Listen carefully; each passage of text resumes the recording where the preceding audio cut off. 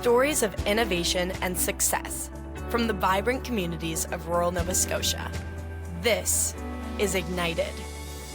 Hi, I'm Wade Cleveland. And I'm Amanda Langley. Welcome to Ignited and our special Female Founders podcast series. And I happen to be one. What a coincidence. I know. Amanda, thanks for joining me on this series. You work with Ignite as our marketing guru. I do the social media for Ignite, yes. And with your husband, Adam, you own and operate Super Yacht East Coast. Yes, we're a marine tourism marketing and development agency. We work on marine tourism for the province. So you were pretty excited about being able to do this co-hosting. I am. I think that there's a lot of amazing stories to tell for all entrepreneurs.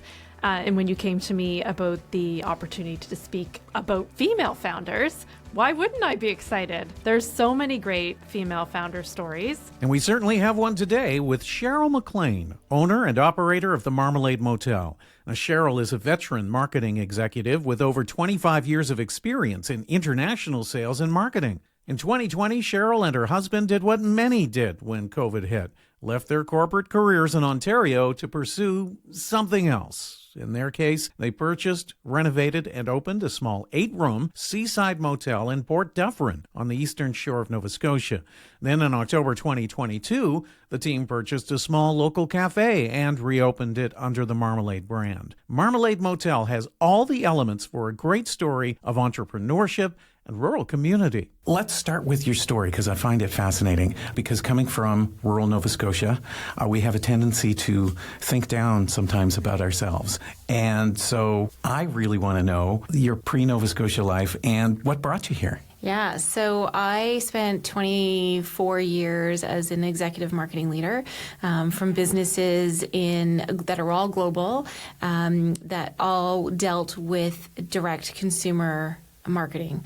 And so I started off in sales in my early 20s. I took a job in an IT company and sold computers from a Yellow Pages book. So I really cut my teeth in sales. And then over the first 5 or 6 years of my career, I moved into product marketing. And then from product marketing straight into marketing. And that was in Ontario, right? That was all in Ontario, in Toronto. I'm actually from a really small town in Ontario, just outside of Kingston, with a population of 1,200. So I'm not out of the loop when it comes to small communities. You didn't move from Toronto to Port Dufferin. No, yeah, exactly. So I spent my career, though, in the big city. So, yeah, and I loved what I did. I was pretty good at what I was doing. I climbed the quote-unquote corporate ladder pretty quickly and was quite successful, but always felt that something was missing. Always felt that there was no real pursuit of any kind of big goals or dreams. I was just constantly trying to prove myself in corporate situations and get to the next job or get to the next role or the next goal or whatever it was that I was pursuing. And so when the pandemic happened, it really gave my husband and I an opportunity to think about, okay, well, what's the next sort of chapter of our life going to look like? I think it did that for a lot of people, actually. Yeah, I think so. Love that. Really. I mean, it forced us to sit back. It really forced us to kind of look at our lives and what was important at the time, right? So that's what we did. We went through that process, and at the time, I was working for a company that I really did not enjoy working for in a very sort of misogynistic environment. And it just all kind of came to a head, and I said, that's it. Enough's enough. Let's do something else. And we had been on a vacation prior. We'd found this beautiful little property in Nova Scotia, and when the decision was made, we sold our house, and I said, well, now what? And we said, well, I wonder if that little property is still available. And so neither one of you have ties to the province? No, nothing. We had been here once together, probably about 30 years ago, as a vacation for a weekend. Wow. And that was it. That was our only experience and tie to the area. That's a leap of faith right there. Yeah, entrepreneurship's a leap of faith. Yeah. But moving and picking up and just going to somewhere new? Yeah.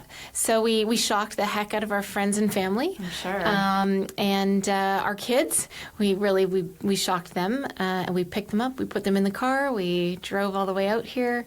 And sight unseen, we bought this little motel, and we spent probably about 3 weeks just sort of brainstorming what we wanted it to be and what life was going to look like. And It reminds me of the show that's on that I binge watched, Motel Makeover. Yep. It's funny. So that show, not the motel that they show in there, but the first motel that they opened, Yes. which is in Picton, is about 45 minutes from where Neil and I grew up. So we used to go to that town. There's a beautiful beach there. We had to go for ice cream, go for drives, and there was nothing in that town. It was just a sort of They created a destination. They absolutely did, yeah. And they've done a beautiful job. And so, did you know you were going to have, it was going to be a motel, this property? We knew that when we were coming here, we were going to make a motel, yeah. And was it a motel previously? It was, yeah. It had been closed for about 4 years prior to us buying it, but it was a motel. And right before it had closed, it was a motel for workers in the area. So there's a mine, Dufferin Mines, which is right around the area where we are, and it was leased out directly to them for their workers. And so it had been a long time since it had been operating as a true tourist motel. What an awesome story. It really is. And terrifying, may I add. And it almost sounds like you were talking about Motel Makeover. I was thinking about the plot to the second Newhart situation comedy where you just kind of show up. Were you ready for what you were going to see? Did you run into problems that you weren't expecting? Yeah, no, I don't think you could ever be ready for buying something like that big, sight unseen. I don't think. But our first experience, we were under quarantine when we came here. We couldn't meet anyone. We couldn't go anywhere. So we walked to this property for the first time on the day we got the keys, and it was an estate sale, so the entire place was covered with the former owner's belongings still, and that was very overwhelming to see someone else's life in the space that you were now taking over. The motel itself, structurally, we knew was sound. It was dated. It needed some updating. But I think I cried straight for 48 hours because it was such a big culture shock for us. And not being able to get out and meet people was really challenging. But I think over the first, 4 to 6 weeks when we could get out and meet people, we really sort of settled in. But it was a big culture shock. So you finally had a moment that, okay, well, we weren't crazy. This is actually going to be awesome. Yeah, we did. And that was probably about 2 months in. Once we actually started tackling the renovations, people started dropping by from the community. They would just pull up, knock on our door, which is not an Ontario thing, by the way. That's a very strange thing for us. Yeah. And they would want to just meet us and know what we were doing and what our plans were. And that was something you don't get in Ontario. You don't get that sense of community, right? You don't meet your neighbors in that intense kind of environment. So that was really different for us and welcoming. We felt very welcomed. Yeah. That's amazing. How about the tourism in your area in particular? Because obviously, I mean, if you're putting together a motel, were you aware of the tourism industry? How is the tourism industry there? Yeah, so my background is not tourism. My husband has cut his teeth in the tourism industry, but in a 5-star city property, so very different. Mm-hmm. And I'm still learning a lot about tourism and hospitality. So the tourism on the Eastern Shore, it's funny, I was giving a talk and I said this, my background is data and marketing and digging into insights and drawing out consumer behaviors. And I didn't do any of that when we moved here. So you'd think I'd have this great success plan, but I don't. It's like the chefs that come home and don't cook for themselves. Right, exactly. So the tourism on the Eastern Shore is probably the least touristic area of Nova Scotia. It's got the least destinations. It's got the least amount of accommodations available. I always call the Eastern Shore the wild side of Nova Scotia. Yeah, it's the rural, sort of unbridled beauty of Nova Scotia. Yeah. So there's not a ton to do, which I have found quite challenging. And so we've really sort of geared in on the marketing of the natural beauty of the area and things to do outdoors and ways to sort of reconnect with nature. That's kind of been our branding and our messaging right now. I'm dying to know where the name Marmalade Motel came from. Yeah, so Marmalade, so you know this as a marketer. We go through a branding exercise where you write down words, alliterations, things that make you feel a certain way. And so we went through that exercise and we had all these words and we wanted to really exude a comfort, home, summery, warm feeling with the brand. Mm-hmm. And we had all these words that we had brainstormed and come up with. And Marmalade was one of those words that, I don't even know where it came from, but we wrote it down, and every time we would go back to this list, it would go to the top of the list. And it just felt good. It felt like home. It felt natural. It felt very warm and comforting. I, from a marketing perspective, always look at things like that as this huge opportunity to play that brand out. So I picture everybody leaving with a little pot of marmalade jam with a little tag that said, thank you for, you think of how it's going to play out in touch points. Yes, and exactly. I love the name. I think it's fun. Yeah, and that's where we really wanted to go. So we partner with, there's a wonderful lady who has a marmalade company on the Eastern Shore from Hardy Wares, and we partner with them, and they make these beautiful, delicious, homemade marmalades, and we try to give them out to people, and I love it. Yeah. How long did it take from the time that you showed up and felt overwhelmed to the time you actually were ready to open? So we got here in September of 2020, and we opened April 2021, and we spent 10 months of that renovating the property. And we're still going under renovations. Of course. We're constantly trying to improve and add and change things as we go. So. Well, it's a living, breathing, it's Yeah. never going to be a turnkey thing and done. Exactly. It's beautiful, though. Thank it's you. Like modern, but it still has like authentic, East Coast touches. Yeah. So when we originally, I spent 17 hours driving out, right? And so in the car, I was thinking about all these different brands and the way that I wanted it to feel and create. And I am an urban person at heart. And so I had this idea of all black and white and really cool and really modern, really sleek. And then we got there and we looked at the property and I went, well, that's not going to work. That's not going to fly here. So we really toned it down and thought, well, 8 rooms, it's small. Let's do something unique in every room. Let's really capture the outdoors and bring that in. And so the first thing when you walk into any of our rooms, you've got this beautiful balcony. So the idea is you walk in and all you see is the beautiful view out the other window. And that's really where we kind of drew inspiration from, was to create something fun and chic, but still really accessible to people from the East Coast. For somebody to come and stay at your hotel, there has to be a reason for them to come and stay at your hotel, which is why I love the fact that you're a marketer and that you went right to, well, what we have is natural. Right. So let's kind of market that as part of what that experience might be. Yeah. So it's kind of almost backwards in that a lot of people look for a motel because they're going to experience something. You almost have to become the destination and create an itinerary or create enough of a destination in the motel. Yeah, and that's really what we're trying to do. So our strategy is to create a resort-style motel, somewhere that you can come, and if you never wanted to leave the property for 2 or 3 days, everything you would need. You could still stay there and have a great time. But also, if you want to explore the area, if you want to go to the local beach, if you want to go taste craft beer, there's things for you to do up and down the Eastern Shore.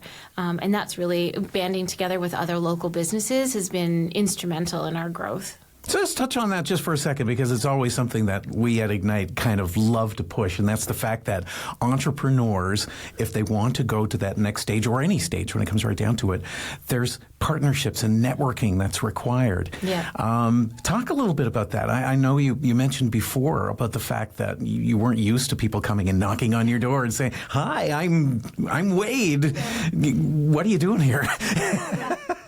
So my background, I've done a lot of partnership marketing in my background, and I think that probably served us well because we decided, that's how we were going to enter this market. We were going to create these partnerships and these opportunities. And I actually probably naively thought that the other businesses already had it all figured out, and so I would just piggyback along with them. But the reality was because there was no real accommodation business in the area, it was really hard for them to attract tourism because there was no place for people to stay. So we, partnering with the local boat company that could do boat tours, the local restaurant, the local craft beer place, allowed us to create these packages and these offerings for tours for people to come and stay with us, and there was added value for them. So we went in and we created all these packages with these partners, and we marketed them, and it was super successful. It's really, I think we have to contribute a lot of our success that first year to those relationships. And so I'm always fascinated because I'm also a husband and wife team who own a company. So how does that sort of split down the middle? What are the roles that you've taken on? Or is it just all hands on deck Was it for an everything. instinctive thing? Yeah, was it an I instinctive think it thing? is an instinctive thing. So my husband's background is in hospitality and guest services specifically. So when it comes to remembering someone's name or what they liked when they were there or finding those little tidbits to make their stay even more exceptional, that's his wheelhouse.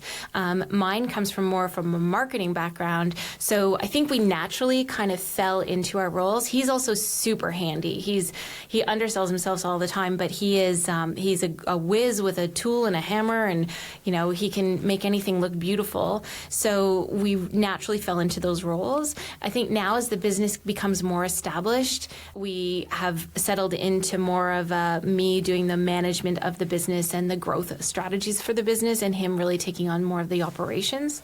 And that's where we seem to naturally be going. But there are times when, like you probably have experienced, you take your work home and you're sitting at the dining room table, you're lying in bed, and you're constantly talking about the next thing or what the project is, and things can get a little heated. When you're a new parent and you go on a date finally and all you talk about is the the kids. baby? Yeah. Entrepreneurship is your baby. Yes. So I totally get that. Every once in a while I'm like, okay, we need a new topic. Yeah. Go watch a movie and come back to me. The movie will also bring you back to the business. Yeah. Yeah. I want to tell you about our Igniting Women in Business series at Ignite, providing rural women entrepreneurs an opportunity to connect, learn, and build their network through a series of initiatives, including a speaker series, gala, and retreat. We hope to inspire and empower rural women in business across the province. The theme is relearning through a women's lens. The sessions offer a space for women to discuss challenges that are faced by rural women in entrepreneurship, with opportunities to learn, network, and socialize. For more information on Igniting Women in Business and to sign up for our events newsletter, visit igniteatlantic.com. At what point did the cafe come?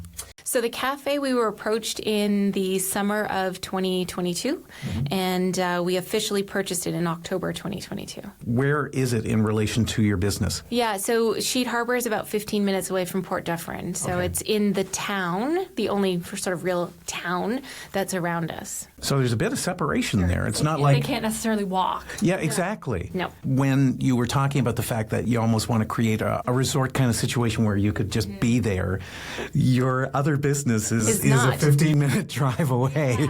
So we never really wanted a cafe. It was never part of our plan. It was never part of my, back of the napkin strategy. And when we were approached, the lady who had owned it was suffering from health issues, and she wanted to see her cafe succeed.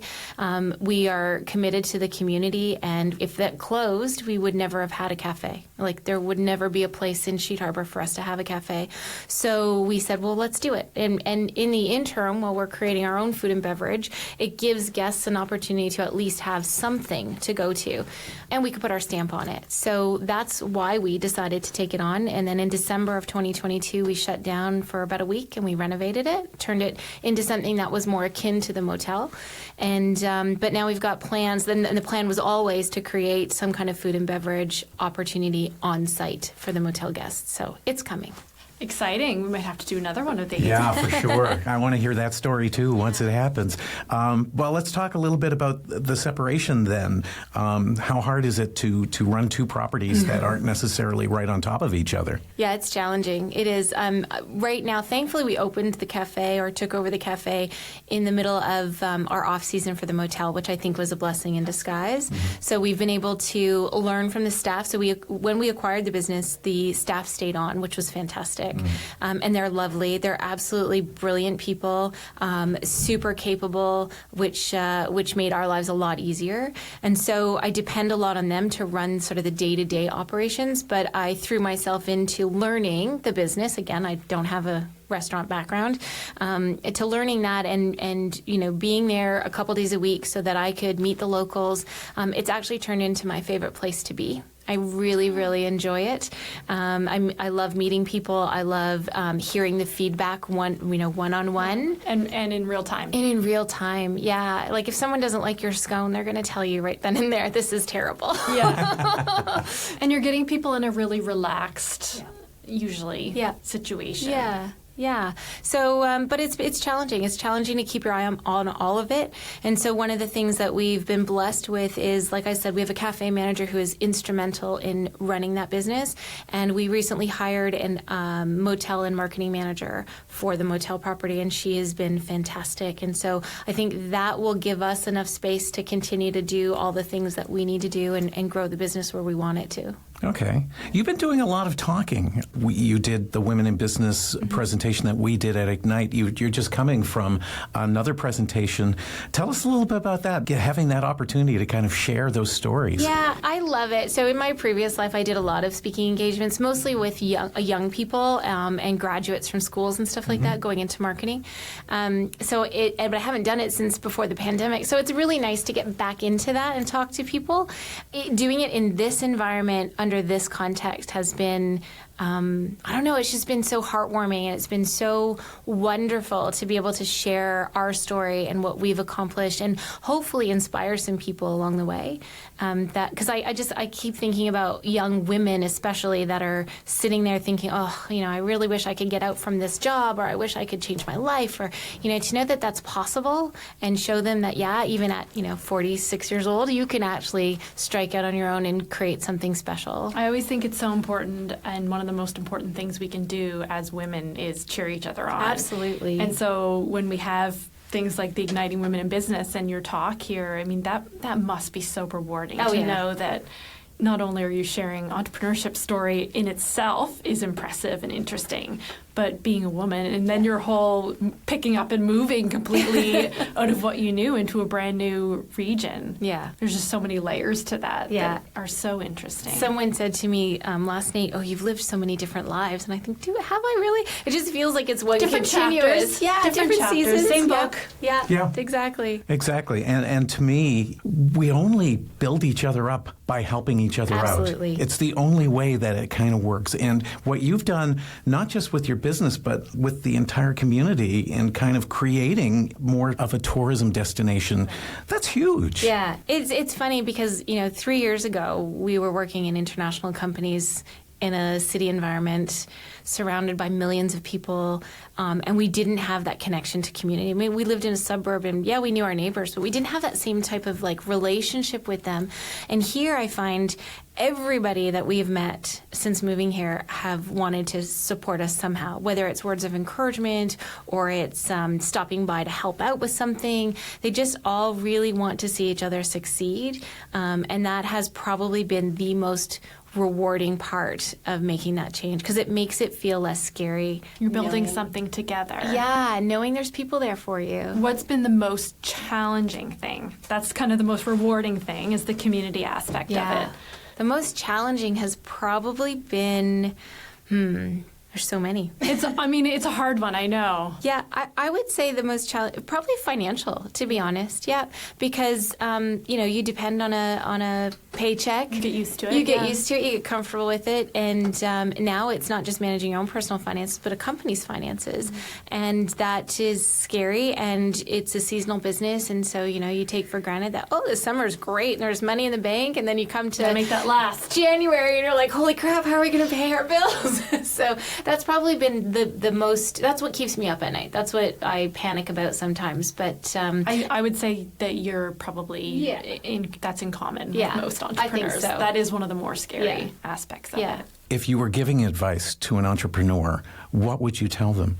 Oh, I have so many advice, but I would say the single biggest piece is don't let your fears stop you. Really pursue it. You don't have to know all the answers, and you don't have to control the outcome. I think that's natural tendency, is that you stop doing things because you're afraid that the outcome is going to be negative. And I think that most people, if they could let go of some of that fear, would actually follow their dreams and follow that entrepreneurial path. But I would say just trust yourself, trust your instincts, trust your skills and your ability and your experiences, and see where it goes. Are you rural for good now? Or do you miss the city? I'm just really curious about that. Yeah. I miss the conveniences of the city, being able to just kind of step out your door and access whatever you need. But I don't think we'll ever go back to living in a city. I don't miss Ontario. I don't miss the commute or the hassle a corporate job. We love where we live. I get to wake up every morning and see the ocean and watch the sunset over a bay. I would never be able to turn that away at this point. I think at this point in my life too, is I was craving something that would kind of, I say this to people all the time, building this place and meeting the people and living so close to the water has really soothed my soul. It really makes me calmer. It makes me more confident. It takes away all of that, all those knots in your shoulders you get from working in a corporate environment. It really does. Cheryl, thank you so much for this, and thank you for being in Nova Scotia Thank and you. doing what you do. You're an Thank you. inspiration. Thank you so much. Thank you. To find out more about the Marmalade Motel, visit their website, themarmalademotel.com. And for the cafe, check out marmaladecafe.ca. You can also follow them on Facebook and Instagram. To find out more about rural innovation and what Ignite does, check out igniteatlantic.com. Did you like this episode? Well, we'd love it if you subscribed to Ignited, shared us with your friends, and gave us a good review. And we'd love to hear from you. Any comments or suggestions about this podcast or this series or who you'd like to hear on it are most welcome. Our website is igniteatlantic.com. My email is Wade, W-A-D-E, @igniteatlantic.com. Amanda, thank you so much for being here. It has been an absolute blast. We've had so much fun, Wade. Thank you so much for asking me. We'll talk soon.